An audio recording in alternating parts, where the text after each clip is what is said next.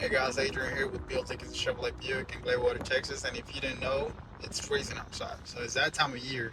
Now, we might get snow, we might not get snow, but I wanted to show you the snow feature or, snow mode on the Chevy Tahoes and usually on most of your Chevrolet products.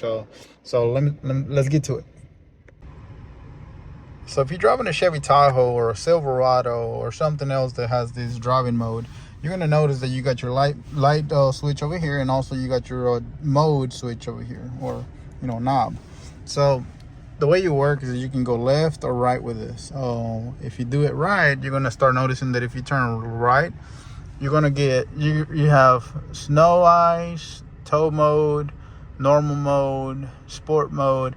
We want to go to snow and ice mode, and this is if you have ice on the road.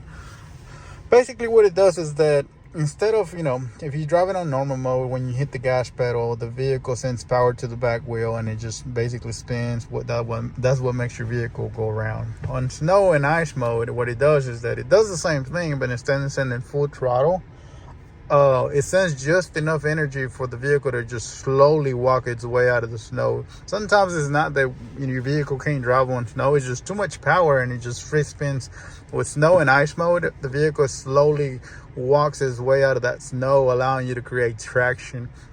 So guys, if you got snowy weather, turn on to snow mode and make sure you hope you make it out. All right, thank you guys.